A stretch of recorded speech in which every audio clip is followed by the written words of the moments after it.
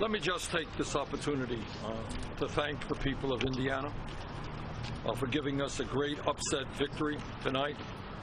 I know all the pundits thought we were supposed to lose, but that apparently was not what the people of Indiana concluded. I understand that Secretary Clinton thinks that this campaign is over. I've got some bad news for her. Tonight we won a great victory in Indiana. Next week we're going to be in West Virginia. We think we have a real shot to win in that great state. Then we're going to Kentucky and we're going to Oregon. We think we have a pretty good chance to win there as well. And then we're going to another bunch of other states, culminating in the largest state in the United States with the most delegates, and that is the state of California, and we think we have a pretty good chance to win there.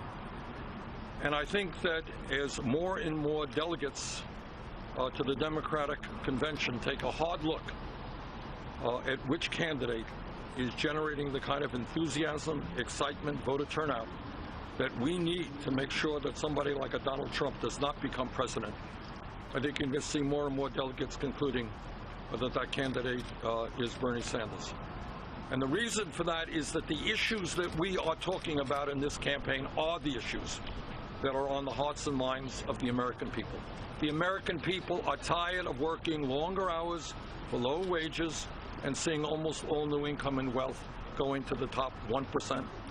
They are tired of super PACs and a corrupt campaign finance system that allows billionaires to buy elections. They're tired of a broken criminal justice system, which enables us to have more people in jail than any other country on earth. They are worried about the future for their children.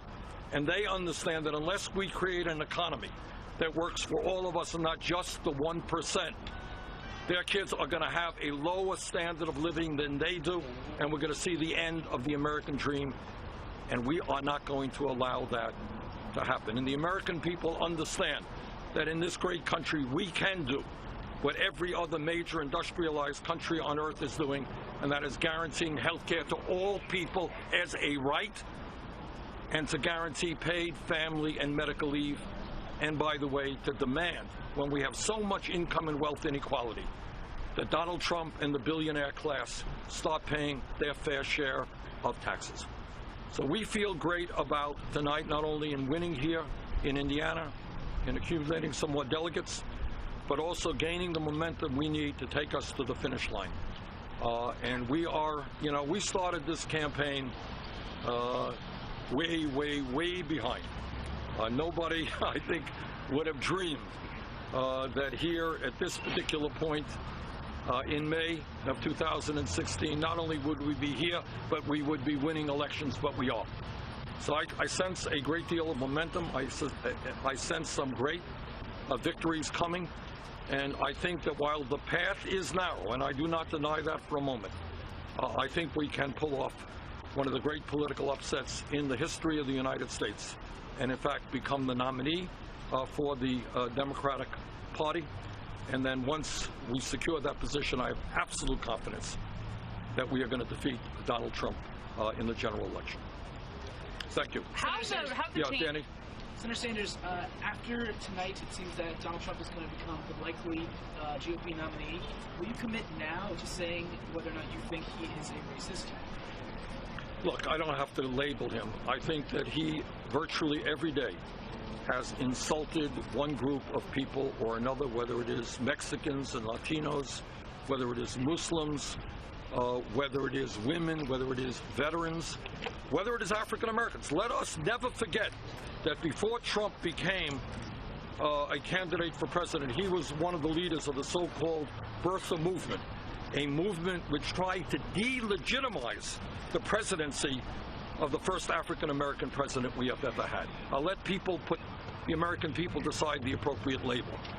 But this is a man who does not have the demeanor, does not have the policy background or the ideas to become president of the United States. I would love to run against them, and I'm absolutely confident that not only we would beat them, but we'd beat them by a pretty large number. How does the win in Indiana fundamentally change the race? Obviously, your delegate count It's going to give us a great deal of momentum, because I think there are many in the media, like you and others, who have decided that the campaign is over. Well, I guess the people of Indiana did not quite agree with that assessment. You know? And I think you may be surprised to find out that the folks, and I'm not predicting, I don't know what's going to happen, but the people in West Virginia may not agree with that assessment. And the people of Oregon may not agree with that assessment. And the people in our largest state, California, may not agree with that assessment. So we understand, and I do not deny it for 1 second, that we have an uphill battle in front of us. But I think we have a path toward victory, although it is a narrow path. Our goal is twofold. Number one, to win a majority of pledged delegates. Number two, it is to make sure that in those states where we have won landslide victories, 65, 70% of the votes, that the superdelegates in those states listen to their constituents and vote the way their constituents voted in their state's primaries or caucuses. And thirdly, we are going to make the case to the superdelegates. Many of them, by the way, came on board Hillary Clinton's campaign before I was even an announced candidate. They were there way back when. Well, the world has changed in the last year. And I believe that we will be able to make the case to many of those superdelegates that what is most important is not whether Hillary Clinton or Bernie Sanders is the nominee. What is most important is that we do not allow someone like a Donald Trump to become president of the United States. And I think that according to every poll that I have seen in the last month, Bernie Sanders defeats Donald Trump in the national polls by greater margins than does Hillary Clinton, and Bernie Sanders beats Donald Trump by greater margins than Hillary Clinton in battleground state after battleground state after battleground state. In other words, I think the objective evidence is that I am the strongest candidate to prevent Trump from becoming president. Senator, you said, yes, Mary Ellen. Senator, you said yourself this week that you would have to win 65% of the remaining delegates to match Hillary Clinton and pledged delegates. It's not looking like Indiana is going to be that kind of landslide. It's a start. It's a start. I'm looking forward to, there are other states to come. And we are looking forward to winning in West Virginia, looking forward to winning in Kentucky, looking forward to winning in Oregon. And as you know, the state that has the most delegates is obviously California. And we already have a strong ground game in California. We have sent a lot of our people to California. We're going to run an unprecedented campaign in California. And with the help of the American people who have helped us so much right now with those $27 contributions at BernieSanders.com, we have made history. We have 7.3 million campaign contributions, BernieSanders.com. And with the help of the American people, we're going to have the resources we need to win in California. Senator, what fundraising dropped off pretty significantly? I read an article in the New York Times. What was the word you used? Plunged? How do we compare to Hillary Clinton? She ended up with a few dollars more than we did. But for you, it dropped. Well, because we were record-breaking. The issue is, I think we raised, somebody correct me if I'm wrong, $26 million? $26 million in a month. That is a pretty good sum of money from where I come from. When we began this campaign, nobody ever dreamed probably we'd raise $26 million for the whole campaign, let alone in 1 month. Yeah, so our numbers went down, and Hillary Clinton beat us by a few dollars. We're taking on the most powerful political organization in America. She raised $600,000 more than I did. Didn't see the New York Times make that point. So we feel pretty good, and we feel that today's victory will probably help us. But look, we have enough money. Everybody always wants more money. I don't have a super PAC. Secretary Clinton has a super PAC. But we have enough money to run a strong and winning campaign throughout. How do you plan to maximize those resources to take you through California? Because that's a very expensive California is an outrageously expensive state in terms of media. You're right. And clearly we're not going to be spending $100 million or whatever it takes on media in California. So we have to decide the best way to allocate our resources. I think that what the focus of our campaign will be actually what it has been up to now. And that is, we're going to do a whole lot of rallies. California has a lot of large and great cities. And I think what we are going to end up doing, we have brought out in this campaign up to today over 1.1 million Americans to rallies that we have held. I don't know. I could be wrong on this. I don't know that anyone has brought out more. I may be wrong about that, but that's my impression. We're going to go to California.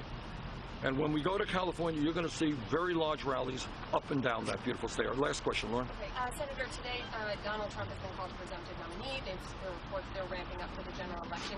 Any concern that by extending the Democratic primary, that it's going to set Democrats at a disadvantage from July?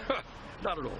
If you look at the polling out there was a poll that just came out yesterday or today, and they asked the American people, has the Democratic primary process invigorated the Democratic Party? Is it good for the Democratic Party? By very large numbers. The American people say yes. What we are doing in this campaign, and I'm extremely proud of it, we are literally bringing millions of people into the political process. And the way you bring people into the political process is you engage in a serious, issue-oriented campaign. And people come out and they hear the points of view of Secretary Clinton, they hear my points of view, they get involved, and you know what? Those people then vote in the general election.